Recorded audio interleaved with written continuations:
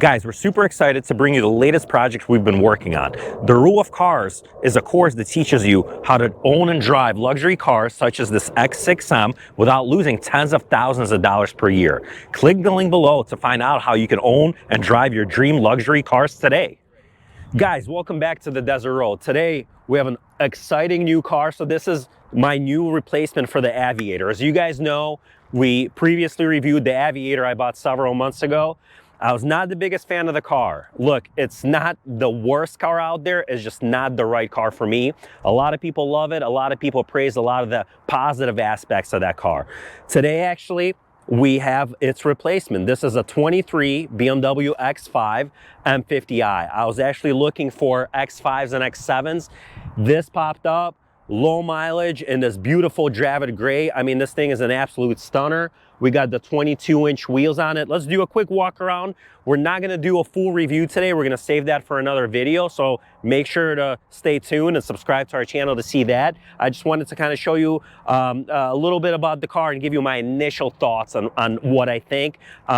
About the looks, how it drives, and you know, and then we'll go from there. So you guys can see beautiful Dravit Grey Metallic, looks absolutely stunning, especially in the sun. It has this awesome gold effect. This color only comes on the 50s and up, so on the X5M and the M50i. This doesn't come on the 6-cylinder versions.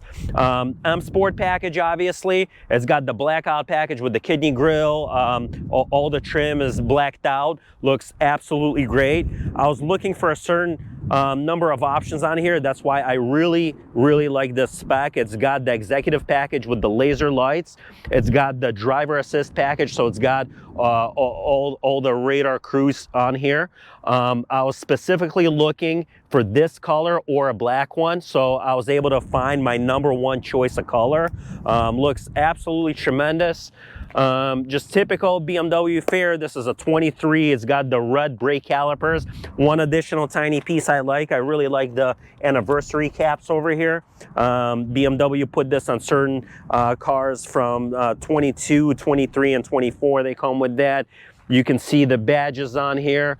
This one actually comes with the tow package. I don't really need it. I don't know if people are really doing too much towing with the X5s, but it's on there. I don't care for it. I would have rather have the full the full diffuser back there.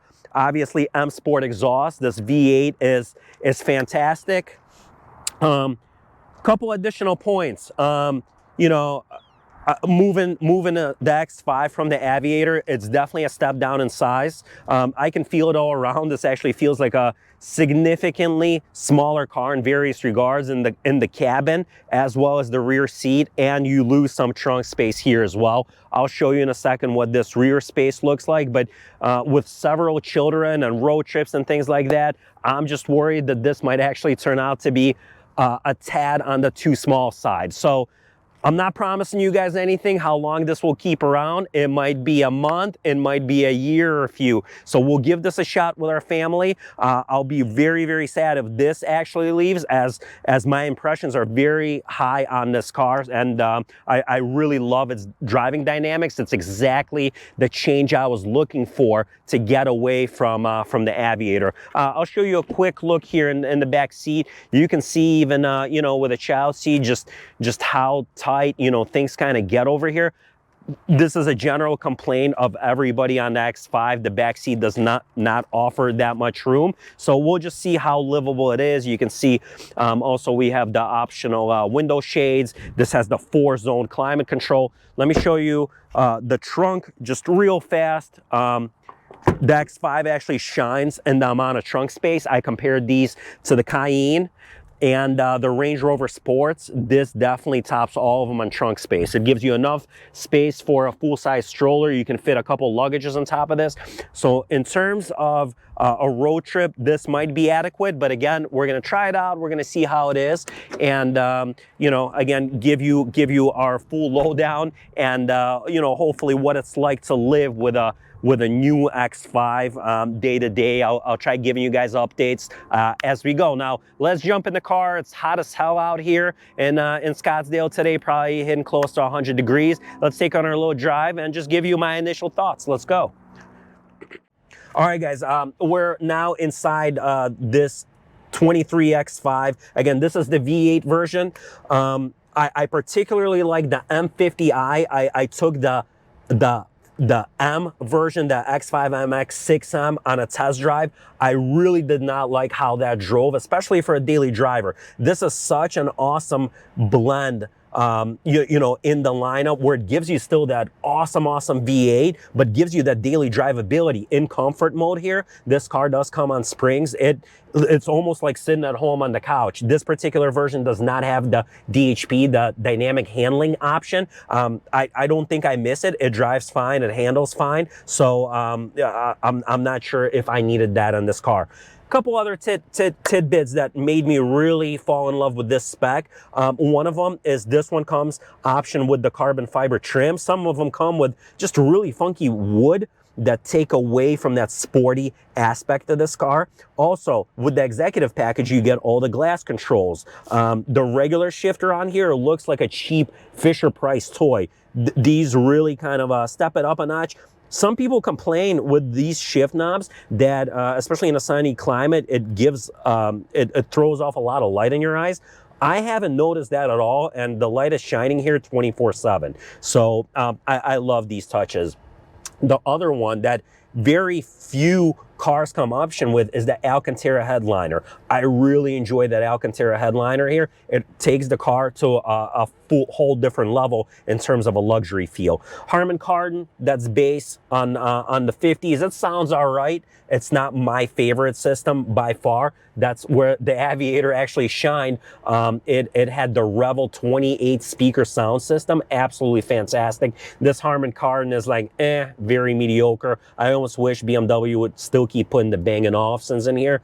The other couple cheaper feeling pieces to me, so the dash and the upper portions of the door are not wrapped in leather. They're wrapped in BMW's fake, you know, Sensatec, Sensafin, whatever they put down. It gives this, like, you know, leatherette appearance, but doesn't look as good as leather. Let's take it on a brief drive. Just kind of show you what it sounds like, what it feels like. You know, again, not trying to do a full review here, just kind of give you my initial driving impressions, and then we'll follow up with a full review shortly. So we're starting off, we're in comfort mode. You know, nice shifter here. We're able to shift into drive, and we're gonna take off. Let me just lower the AC a little bit here. You know, we're taking off immediately. You can tell the amount of torque this car has is just phenomenal. It's 553 pound-feet of torque. They actually kept the same torque as the X5M, which is fantastic. It's down in horsepower a little bit, but that torque off a light, I mean, man, that surge of power is just great. Immediately, no matter, you know, at what speed you're rolling, you can hear a little bit of that V8 burble. If you put this car in Sport Plus mode, it opens up the flaps a little more. It gives you more audible sensation out here, but still, you know, nothing crazy. I mean, this is far out from, you know, kind of an exhausted Mustang or some other, you know, muscle car V8 sounds, but it gives you enough audible tone where, like, you know you're driving something special, which feels great, and is exactly what I was looking for in my daily driver. It gives you that without kind of beating you up in too many ways or overloading your senses, where you can, you know, haul your family around in here and just you know, go for a cruise without it getting annoying or on your nerves. So I'm gonna throw it into Sport Plus mode, just kind of show you guys that acceleration sound off a light, and then we'll wrap it up. We'll save some of my other thoughts for a full review down the road. Just kind of wanted to share with you guys the excitement. I haven't had a BMW in about I don't know, 12, 13 years. I had a coupe before, 335i. I've been driving Audis the last decade. It's nice to be in a BMW.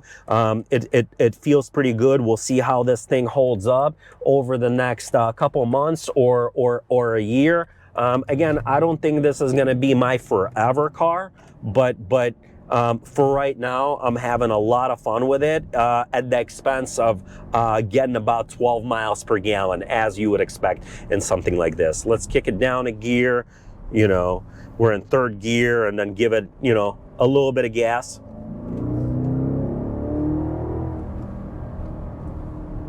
It's great. Yeah, the torque just feels limitless. Absolutely wonderful. I'll give you another go here once the light turns green. This car is the last year before they updated the interior. I actually like this layout.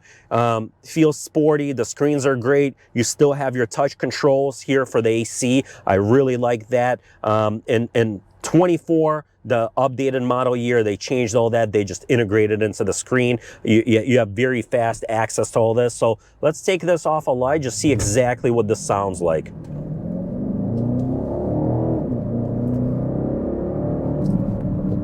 Sounds great. It sounds fantastic. Just what a clean V8 sound in this car. One of the first cons you notice on here is the road noise is slightly increased because of these 22-inch wheels. It has 315 tires in the back, and this is all sitting on a you know, car with a V8 engine, so it's fairly heavy. It tops just over 5,200 pounds, so you definitely feel the weight, and you hear it a little bit, especially on not of the best of road surfaces. So these are some of my initial thoughts. I'm gonna have a more in-depth, kind of coherent thought on this car. You know, I had the Aviator for about 4 months. I got to enjoy that. Again, car looks fantastic. Great in many areas, just rides, you know, just a little too floaty and very unenthusiastic for me. That car really had a hard time going from a light, and just, you know, sounded sometimes like a tractor, like a diesel tractor. The sound on that is nowhere near as good or clean as this X5. So we're gonna try to wrap this up, and if you guys enjoy our content, make sure to like, make sure to subscribe. We'll keep you updated on all this, and I'll keep you updated on what my thoughts are on this X5 as we take it through the next couple months. Hope everyone's having a great day. See you next time on the desert road.